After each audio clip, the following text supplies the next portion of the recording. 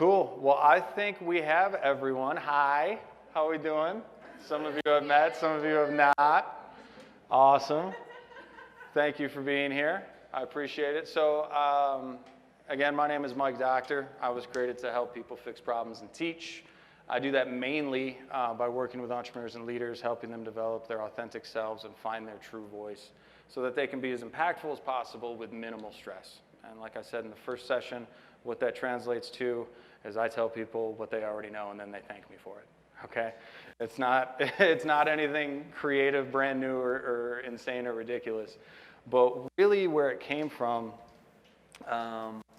was me working with a lot of companies that have already gotten to the places that we really are trying to go, right? The companies that have scaled 7 figures, 9 figures, right? Companies like I mentioned before, Lumber, Buffalo, like Webb Chemical, companies like, and these are all the companies that I coach and work with and doing million dollars in business and coaching their executive teams and their management teams, and they're having massive problems with management and how they do their job and how they relate to people. And what I figured out from the midst of everything is it all comes from a lack of identity, a lack of really truly understanding what was the original point of origin and what is the trajectory that we're going on, right? How many people have worked for a big corporation, ever? Yeah, absolutely. When you work for a big corporation, is it easy to get lost? Absolutely, because do they run their business on metrics or on people relationship? Metrics most of the time, right? Metrics. So when that type of stuff happens, the people factor goes away. And now businesses have to do that because you can't all just be kumbaya around the campfire. It just doesn't work that way 100% of the time. So they have to scale that way. So as we're in the foundation stages of that, and we're looking to scale. Everybody here wants to grow their business, right? Okay. What's a goal that you have? You have the mic right away, but what's a goal that you have? Do you have a revenue goal? Do you have an idea on how much business you want to do with your company? Do you know what your competitors are doing? What is that? I'd say a revenue goal for me would definitely be $200,000 right now. $200,000 right now. Awesome. Cool. So you know what you want to get to, and that's a revenue goal for you, right? So you're at this point now where you're at 6 figures, maybe less, and you want to double, you want to go further. So you have to know from this point, like we talked about with the rocket, how to gauge your trajectory, right? So I'll draw the rocket again, hopefully better this time, okay? So if we have the rocket again, we have our launch pad, okay? And then I'm going to make it smaller. This is a worse rocket than last time, okay? And we're going to the moon, and we set our trajectory up here at the moon. We need to adjust down here, because if we're off just a little bit, even at this short trajectory, we completely miss it, And that's often what happens with companies when they get really, really big. It's not that they're not moving in a forward direction, they're growing, right? But a lot of times they lost focus on where they want to go. And the focus gets lost because they get blinded by the shiny object syndrome, or they get blinded by the fact that their competitors are doing something a certain way, and so they think they need to do it a certain way, or offering something, or offering a product line. And so when that type of stuff happens, we get completely off course. And it comes back to identity.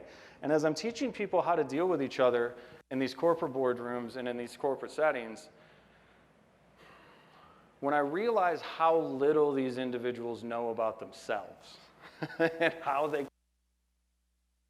what type of communication style they have, how they fight, how they solve problems. They don't even really know that about themselves. And these are high-level managers who are making 6 figures a year right now. Someone's paying them 6 figures a year to do things, and they don't know who they are. And it filters down from the top, because the top has the quarterly goals, the yearly goals, the whatever else.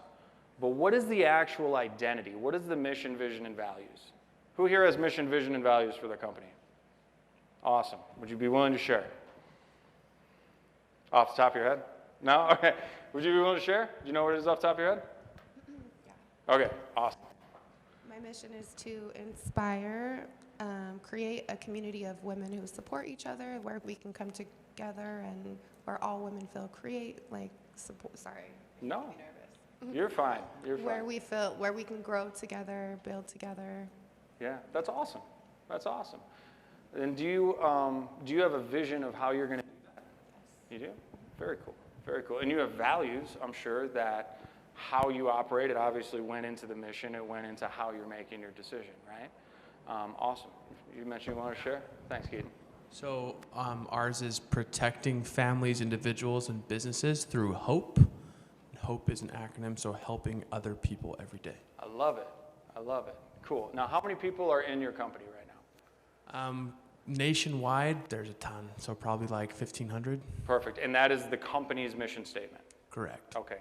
Does the company put that mission statement out on a regular basis? Everywhere. Everywhere. Back of our Interesting. business cards, in our offices. Did you know that? Did you see how easy it was for him to know that? Now that you know what that is, here, you know what that is. Are the decisions that you're making on how you go to business driven by that? Yeah, absolutely. And it's also easy to tell when you have an employee or even a team that's off canter. Yes, absolutely it is, 100%. I agree with you. And it comes back to knowing what is right here, where you want to go, and then setting up the right boundaries, right? Setting up the right boundaries to make sure that you can keep people in line. Because guess what? Okay, I have the rocket, and I'm launching, and now, I bump over here, and I bump over here, and then, I hit the moon as I was going back the other way because I had the right people who understood the trajectory. They understood what was happening. They could help guide me there when I got off course. They could help change things as I got off course, help me fly the, right? That's what that's for. That's what the idea is. But it all starts with why. And I promised you guys earlier that we were going to dig into your whys in this breakout session, and I fully intend to do that. I fully intend to do that. One thing I would like, though, for those of you who were here this morning, is I would love to know your feedback and what was one takeaway that you had from the information that I went over this morning. Whoever would like to share. You got the microphone, so you get to go first. Awesome. Okay. Yeah, my big takeaway was just being crystal clear, right? Because, so I have some people in my family, aunts and uncles, who are actually in the diamond business. Yeah. And they were trying to explain to me the scale of a diamond and VS1, VS3, like all these different how they categorize diamonds based on their purity. And so much so that like the top level diamond, it looks like you're looking through clear glass. Like there's no blemish, there's no warp in the glass. Like you could look through it and see your hand on the other side without any mirrored images, or maybe so crystal clear. Now, where does the value of a diamond come from? The size or the clarity? Clarity. Yes, it does. Every time. Every single time. You can have, anybody here ever read the book Good to Great? Yep. Big, hairy, audacious goal, right? Big, hairy, audacious goal. Big is good. But what does he talk about in between there? Having smaller things that you can get to that point. Having the right clarity to be able to get to that point. I'm not allowed to use the word goal anymore because my friend Derek says it's a horrible word, right? I got to use the word target. I got to use target, right? He's a Marine, so what does he do? He shoots at targets. He hits targets. He doesn't shoot at goals, right?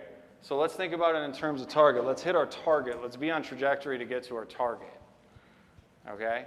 So I'm not allowed to use that word anymore. So I appreciate that, being crystal clear. Does anybody else have anything they'd want to share? Yeah, thank you. I actually got a ton of stuff that resonated with me. Thank you. Being brutally honest, I know you kind of spoke, on your personal side, and that helps with us, like in our own relationships as we're trying to grow with your partner. It's like, hey, you guys sit down, like, this is where we're both going. Like, we got married, you're younger, you're starting to grow, like, do objectives change, stuff of that nature. And then solving for X, building your team. I think so. One of my big things on here was at the beginning of the conference they had is write down like what are you hoping to achieve. Yeah. And that was one of my things was how do I start to trust others? How do I build a team to where I don't have to if I have to explain it to you, I just rather do it. It just save me time. But it's like, no. Totally. But if I do that 100 times over, it's like, teach them once, build the right team, see who brings value, and then just take it. Absolutely. And building your team and setting crystal clear goals, again, the point of the entire keynote is it comes from your identity. It comes from what you know about yourself, right? Because when you're brutally honest with yourself and you know what you're good at and what you're not good at, look, if I would have made the decisions on the hardware in the house, it wouldn't have sold for a market record. It wouldn't have. I didn't even care about the cost. I just didn't like gold. I didn't like the way that it looked. I didn't care that it was $1,000 more for the gold hardware than the other hardware. That didn't matter to me, right? But my wife's next level at that stuff, so I need to make sure that I allow her to do that. And that's what's so cool about this too, and so cool about an environment like this, is when we're all in the same frequency, and we can get brutally honest about what it is that we're good at and what we're not good at, which is what my wife and I had to do when we started the Rustic Mitten Co. We had to think, what are we good at? What can we deliver on? What can we fulfill on? How can we prove concept? And what we figured out is that we were amazing at creating memorable experiences for families that allowed them to enjoy each other's company. That's really what we were doing in these historic homes and these other homes, is we were providing an environment for them to enjoy each other. But we also had to understand what we could not do, right? Which was deliver on a house in Detroit. Because guess what? If I would have gone to my international investors, I had 2 investors from Israel. If I would have gone to them and promised them that we can execute on a project in a certain timeline for a certain cost, and then magically that timeline gets missed because we don't have the labor because everybody's sick and the government shut down, and costs increase 30 to 40% because anybody here know anything about lumber? It's expensive, right? If we ever do business together here, anybody, you have permission to pay me in lumber, okay? It's that valuable right now. It's insane. But if I would have went to them and said those things and said, hey, we're not only going to be not on time, but we're going to be incomplete. That's a project manager's worst nightmare. Incomplete, not on time. I can't go to an international investor after I already promised that, right? I got to be sure in my identity on what I can do. I got to be honest with what I can and cannot accomplish. So I appreciate that that resonated with you. Awesome. So let's get into the why. This is an exercise that I did first with a friend of mine by the name of Dina Buchanan, who is a former psychologist and speaker, and it's called the 7 Layers of Why. And I use this exercise to help people develop their mission and their vision. And here's the thing. Oftentimes as we go through life and we make decisions and we start to get involved in things, we can make the wrong decisions. And we can make the wrong decisions when we don't have the right perspective. And a lot of times we don't have the right perspective if we don't understand why we engaged in things in the first place. And oftentimes the reason you started your business is not the real reason that you started your business, okay? So for example, when I first got started in business, and I just did this exercise recently, I wanted to build an empire. I wanted to build an empire because I was single, I didn't have any kids, I didn't have anything along those lines. I still don't have biological children. I don't have a specific bloodline. My wife has 2 children that are my children, and I love them dearly, and nobody better ever F with them because they're going to be in a world of hurt if they do. But I don't have a bloodline. So what was important to me was to build something. I had to build something. I had to be remembered, right? I had to do that, and that's why I was engaging in all this stuff. But that is all fluff. It's all sensationalism. It's the society of the spectacle. It's not really why I was doing that. I was going out and I was running around because I wanted people to like me. I wanted people to think I was smart. I wanted people to think I was capable. I wanted people to think that I could do things. And ultimately, at the end of the day, when you're just running around like that and you don't have a clear trajectory of where you want to go, you start to get off course and you start to look back and you start to realize, holy crap, this is exhausting. I don't want to do this anymore. Why did I even start on this? And so this exercise has helped me understand why it's important to start your business. So the first question that I'll have you answer is, why did you start your business? And then what I want you to answer is, why is that important to you? Right? So let's do a little example. Keaton, I'm gonna jump on you here just because you've been awesome. Who has a microphone? Oh, right there. Awesome. So Keaton, why did you originally start your business? Like the specific one? Yeah, like your whatever Sure. specific. Why did you get into business for yourself? Because I'd watched it done poorly and it affected family members. And why was that important to you? Because I hated seeing my loved ones get hurt.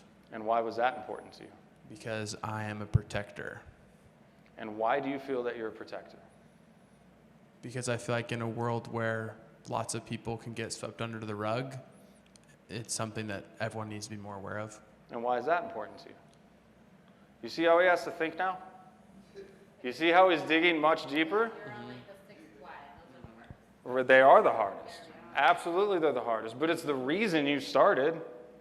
It's the reason you started, right? I'll share with you what my core why is the most recent time I did this after you guys are done. But I'd like for you to go through the exercise, and I'd like to see how stuff changes for you. All right. Do we answer all the questions? Please do. I'll give you guys a few minutes to do it. Just like college, right?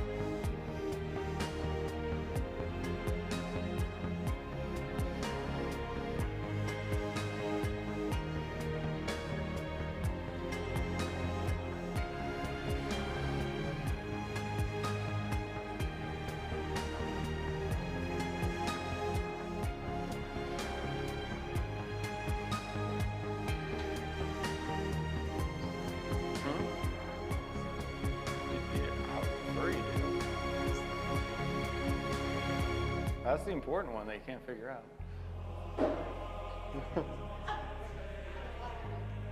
Why?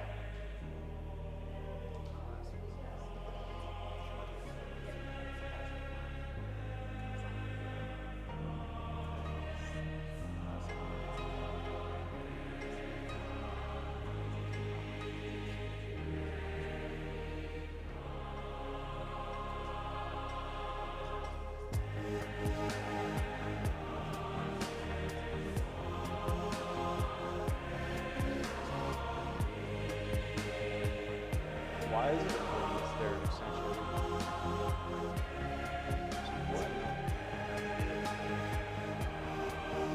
Well, this is the hard stuff, right? Because this is the stuff that goes down to the core. Right? And I've done this exercise with people who, you know, they're gazillionaires and you know, they get right down to it. And by the time everything's said and done, it's because that they felt that their family didn't build it the right way. They felt that their family didn't provide them what they thought, and they wanted to change the trajectory of their entire family's life. And it came back to, well, and not that there's anything right or wrong about how their family did things. My family didn't do things the way that I'm doing things now. My family does things completely different the way I was raised. It's not wrong, it's just their perspective, right? And so, you know, when it comes right down to it, why is it important that they're an extension of yourself? What is it about you that you want to be an extension of them? Or an extension to them? And why do you care so much about that? It's supposed to make you feel that way. Okay? Good.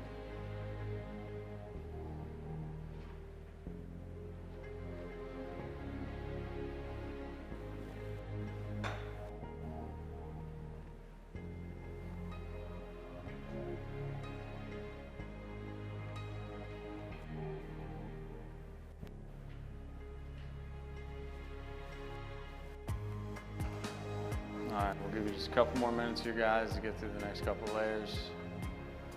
I would love to hear.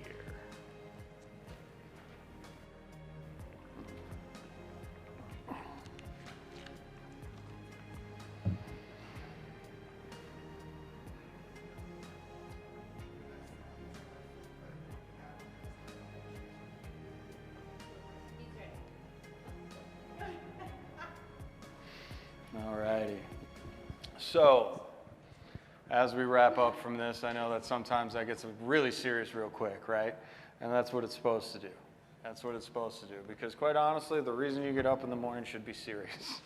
Should be a serious reason. Should be something more than, you know, I want a Rolex, right? Should be something more than that, okay? So who would be willing to share where it started and then where it ended? Ooh. Yeah, absolutely, my man. Thanks for having us do this, by the way. You're very welcome. I've always kind of knew, but like watching it go all the way down is like pretty cool. So I do financial planning. Okay. Hold that mic a little closer. Sorry. You're all right. So I got into financial planning primarily because when I was working at the bank, I had like the financial advisor approach me and kind of like doing his little deal. And I went and talked to my dad. I'm like, hey, why, you know, when are you going to retire? He's like, well, until I can't work anymore. He does landscaping. He's like, I never had an IRA. I've been working since I was 18 to support my family, and then turned it into a career, right? So that's where I started. Was my dad couldn't retire. I got into the field, and then it kind of pisses me off that a lot of financial planners don't do it right. Yeah. And they literally oftentimes only push insurance, and then they just drop you. Sure. And that should just be an insurance agency, not a planning, right? And so those are my two things. And so I actually went off of each one for both. Yeah. So what's important to me, I wanted to see my dad relax with my mom. And then the other one I wanted is, I knew that others were being affected. Why that's important, I said, well, I love my parents. And the other one, I don't want other kids feeling sad like I do about their parents. Why that's important, well, my parents worked their whole lives for me. And then on the other side, I don't think anybody should ever feel helpless. And then why that's important, I said, well, I was able to be happy and have freedoms. And on the other side of it is just empathy, because like why no one should feel helpless is empathy. Why all that's important is my parents protected me, especially during like 08, like all that hit the fan, like, and I had no idea what was going on. My parents just protected us. Right. And now I want to return that favor. And then why empathy is important is because we're all God's children. And then why them protecting me and me wanting to return the favor is love.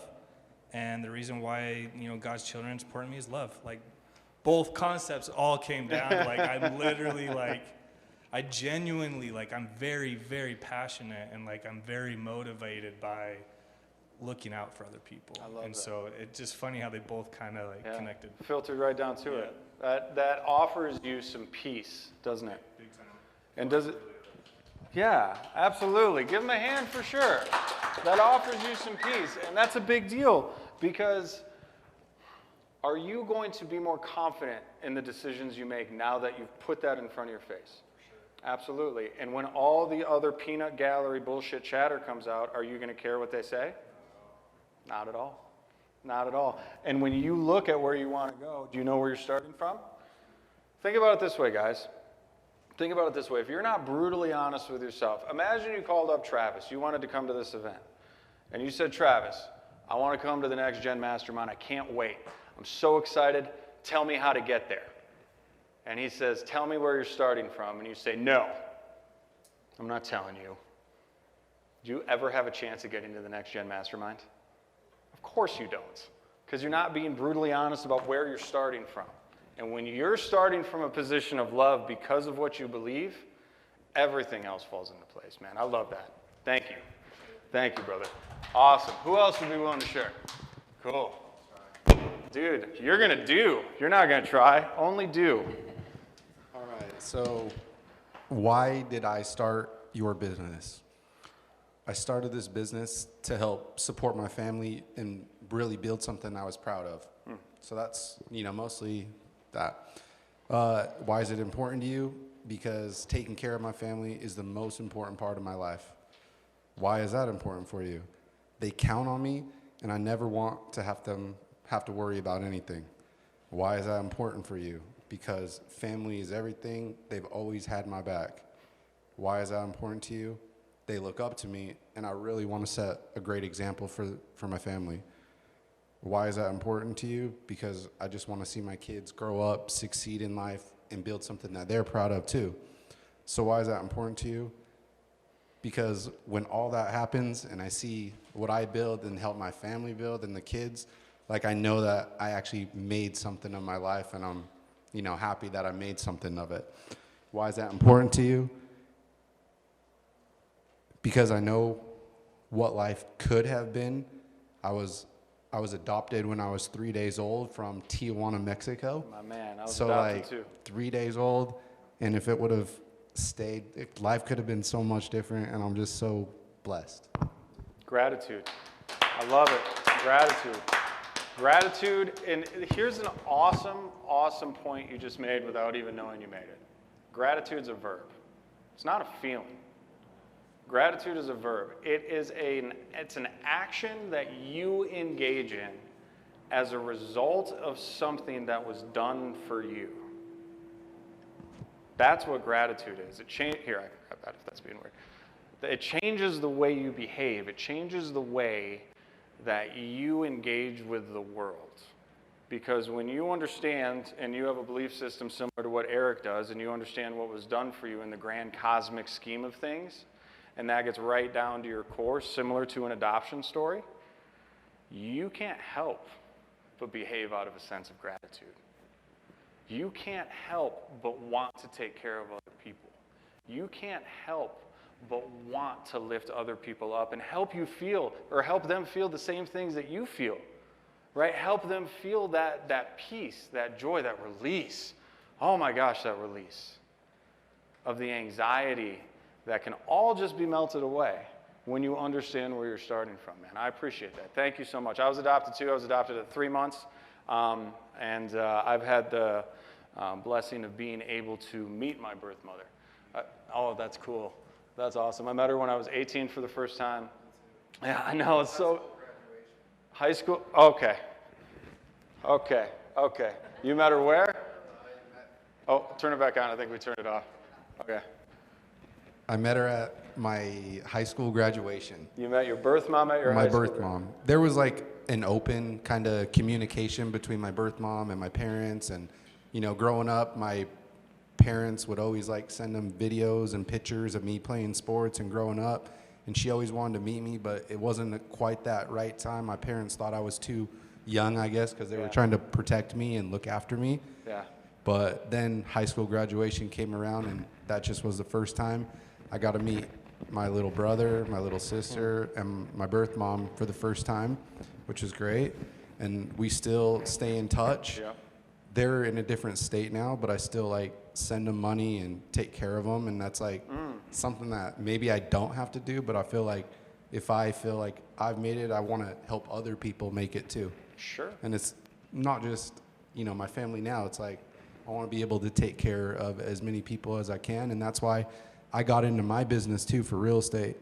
It's not about the money, it's about the people and helping them get to the next, whatever they're going to do, and just seeing them succeed and not thinking anything ever about me. It's about them. I've took myself out of deals just so people can get the house because I want to see them succeed and them get what they want. And it's just helping others. I love it, man. And now I understand why. Yeah. Now I know why you do that. Let me ask you guys this. Is it good for your clients to know why you do what you do? Is it embarrassing? It is? No. So why don't you all talk about it more? Oh, yeah. No, it's okay. You were rolling there, and I want to hear it. I have really bad anxiety, so if I get on and because I talk on camera a lot, if Yeah. I just tell them, like, look at my hands right now because I'm talking. If I just say, hey guys, if I run out of breath right now, it's because I'm working through my anxiety. Well, then my anxiety goes away, and the people are so nice to me. They're like, oh my gosh, we support you. Look how good you're doing. Almost like a little kid. Yep. But I get over my anxiety. Well, of course. And what they're relating to is how that feels for them. They know what it feels like to be anxious. They know what it feels like to be uncomfortable. And when you're honest and open enough about, I hate every bit about this, guys, but I love you so much that I want to do this for you, does it make them have more confidence in you or less confidence in you? Oh no, they love it. They And then love I it. have people like, oh, like you inspire me. Like I did my first live because I watched you and I just told my audience that I had anxiety as well. Like I almost felt like a little kid on my first live. People were like, you're doing so great. I was like, oh, okay. But This I is feel better. patronizing, Yeah, but thank no, you. it gets so much easier if Yeah. I just tell people like, hey, I'm a little bit awkward Yeah. because I have it, like it's just been so much easier instead of being like, hey guys, you know, recording myself 15 times. Right, where you're So- trying to be somebody you're not. Yeah, it doesn't Right? seem authentic. It doesn't, and it's not authentic. You remember, guys, when I said in the thing, the big tip from my dad, fake people suck and there's no reason to be around them? You want to know if they're fake or not? The fake people are jumping the fence at the Las Vegas airport to get their pictures taken next to a jet so they can post it on Instagram and sound cool. That happens. That happens. And then they post something out there about how they just got to Vegas and they're stoked to be there for the weekend. And they're going to play all kinds of poker, right? They're standing next to their private jet. That's bullshit. It ain't real. It's nonsense. Now, some people may actually have a private jet. They may have come here to play poker. But the vast majority of people, it's not real. Why do they do that stuff? Because they're anxious. Because they don't understand what they stand for. They don't have a point of reference. They don't have gratitude because of what was done for them. Not just by their adopted parents, but probably to your birth mom too. Yeah, all of them. I'm so grateful my mom gave me up for adoption when she was 17 and couldn't raise me or give me the life that I've had. I'm so grateful for that. I wasn't when I was 14, 15, and 16 and a bit of a jerk and being all angsty and teenage whatever the hell. Oh yeah, I knew. So I always knew, right? Like I always knew that it was part of me, but I didn't know really what it meant. And I think the older we get and the more we go through life, and you can tell me if you feel this way too, the more we feel like we have to have that sense of identity. Right? Like, anybody here ever see the movie Kindergarten Cop with Arnold Schwarzenegger way back in the day? Remember that scene when he's in there and he's doing the show and tell, who is your daddy and what does he do? Right? I think about that all the time because I don't know. Right? I know, but I don't know. I know who he is. I've talked to him one time on the phone when I was on my way to Beach Week in high school. That was it. And he basically told me that he had a wife and 5 kids who he never told that I existed to. And so he could not tell them at this point because they didn't know anything about me. So right then, I knew that I was never really going to know who I was based on bloodline, right? And it's why I relate with my mom so well, because she obviously, like all moms, right? They do want their children. Yeah, exactly. They do want to have that family. It's part of what they were created for, to be that protector, to have that bond. You know, I really had to wrestle with that from 18 to really until I met my current wife, and we went through this process of you know, who are you and whose are you, more importantly, right? Which is why a Christian belief system and an adoption story is so impactful for me. It's why I can relate to it. It's why I live my life that way, and out of a sense of gratitude, behave the way that I behave and choose to engage in the way that I engage. But again, it comes back from the identity and the why, and I didn't know that, and I didn't have that. But once I got past all that, and once I understood the identity, once I understood and was able to be brutally honest with myself, understand where I wanted to go, and start surrounding myself with the right people, I started to understand, oh my goodness, all of these opportunities, all of these mistakes, all of this crap that's happened, that happened guys, I was a mistake. If there was ever anybody who was a mistake, it was me when my mom got knocked up at prom, okay? That's what it was. That was not supposed to happen. It was not part of the plan. My dad was supposed to be a pro baseball player, my birth father. It wasn't going to be that way if he had a kid, right? I was a mistake. Now, my mom was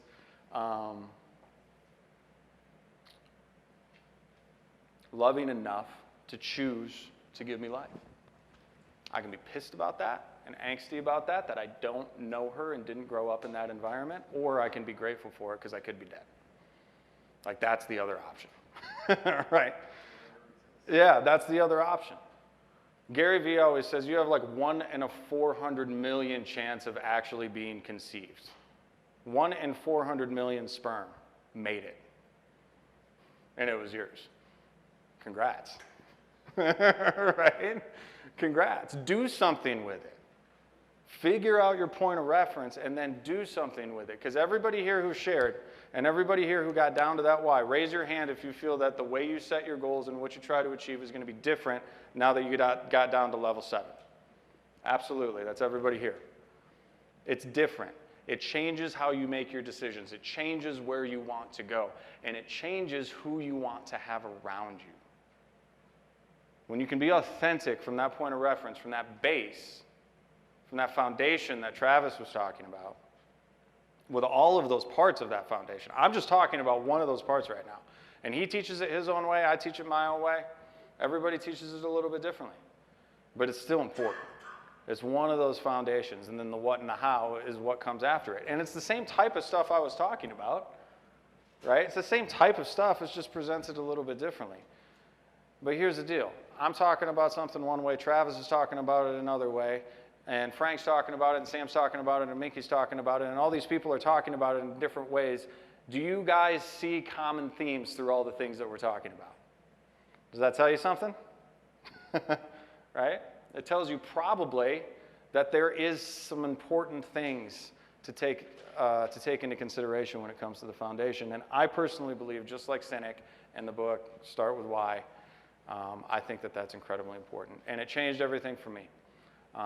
So thank you. For those of you who did share, thank you. Thank you for overcoming some of your anxiety and speaking publicly. Yeah, please. Where is the microphone? I just want to hear one more. Yeah. Let's do one more.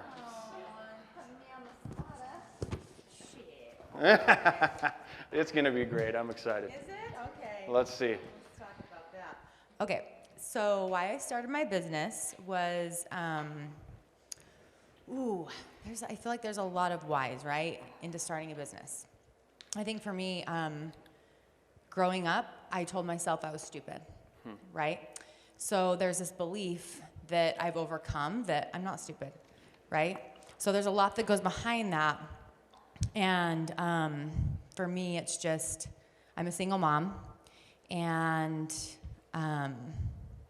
it's just me and my 3 kids. So there's that. There's a lot more, but that's just the, anyway. Cliff Yeah. notes. So why it's important to me, or important for me, is to prove to myself that I can do this. Why is it, and then, do you want me to just keep saying why? I do. Or this is important to me because. Okay. This is important to me because I want to show my kids that anything is possible. This is important to me because I am breaking the family cycle. This is important to me because so patterns can stop that are disempowering in the family. This is important to me because people are meant to create what they truly desire. And why is this important? This is important to me because that's where empowerment lies, and freedom. And this is important to me because so it can impact many people in the world. Why is that important to you? Because I think a lot of people are conditioned a certain way. And I believe that we're all meant to shine. We're all meant to have our voices be heard.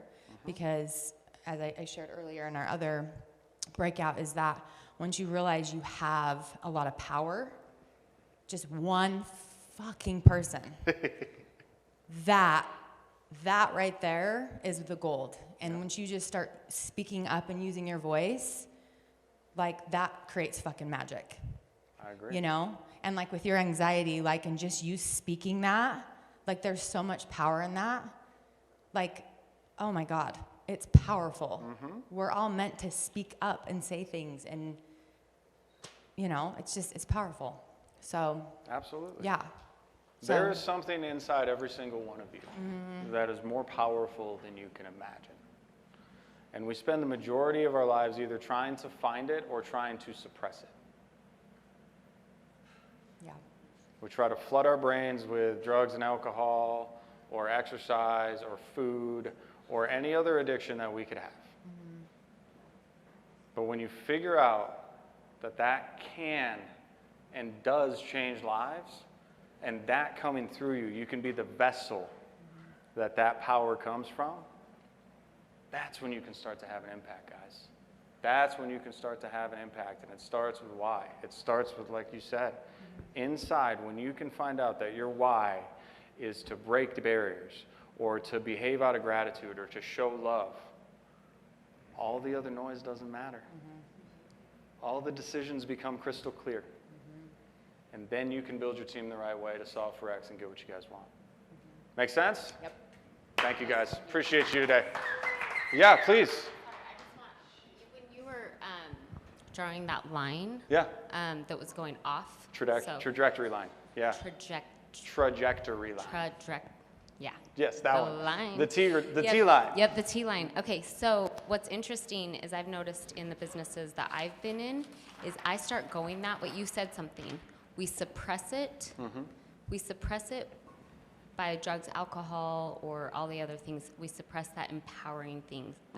The one thing that we don't know is within us. Yep. We can feel it, but it's more powerful than we can ever imagine. That's when I start to see myself, it's a pattern, go the wrong way. Because I'm Absolutely. suppressing You are. it because you're scared of it. And that's when my business, I just wanted to voice it. That's when my business starts going off, is when I'm suppressing what actually needs to be said, What you were be created done. to do and who you were created to Yeah. So it's I'll start with my why. So this is just a further thing down the road. I'll start with my why. I'll know why. It gets intense. It gets heavy. It gets good. There's lots of people involved. And I'll start to suppress, and it goes the wrong way. So anyway. Yeah, it does, and thank you for that. And again, it comes back to identity, and it comes back to chasing things. What we do, unfortunately, is we put ourselves in positions where we tie our identity up into things that can be taken away from us. Our kids, our health, our athleticism, our jobs, our businesses. And the second that that thing crumbles, our brain explodes. And we feel like we're nothing. We feel like we can't do it. We feel like we're worthless.